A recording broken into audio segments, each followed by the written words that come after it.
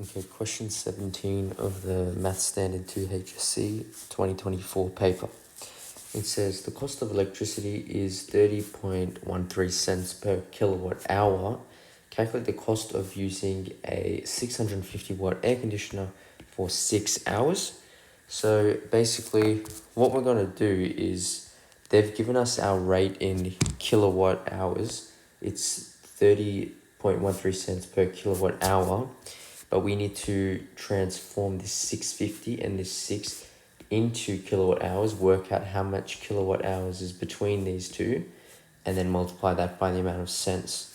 So if I'm using 650 watts per hour, and if I'm doing it for 6 hours, this is going to give me a certain number of watt hours. Because as well as multiplying the numerical components of 650 watts in 6 hours, we're also going to multiply the unit components, which is W times H, so that's how we get watt hours as well. Whenever you multiply two numbers, you multiply the units with it as well. Just like when we've got, say, 3 meters times 3 meters, it's got to become 9, and then we multiply our units to 9 meters squared, okay, which is obviously a square with side length 3. Anyway, that's just an example of multiplying units, so we don't need that. So if we do 650 times 6, that's going to give us 3,900. And then our units is not watts, it's not hours, but it's watt hours. Then, in order to turn 3,900 watt hours into kilowatt hours, all we need to add in is that K, which is just a prefix, which means 10 to the power of 3.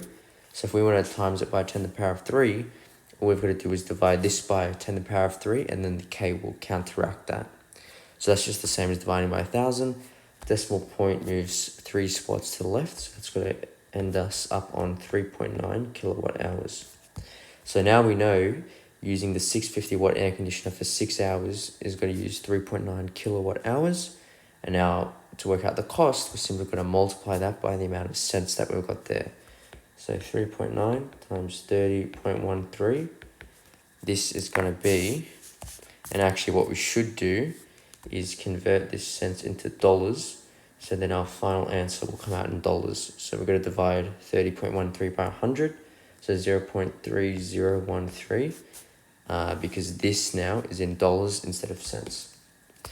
So I'm going to take 3.9 times by 0.3013, and that's going to give me $1.18 to the nearest cent. So that would be your final answer.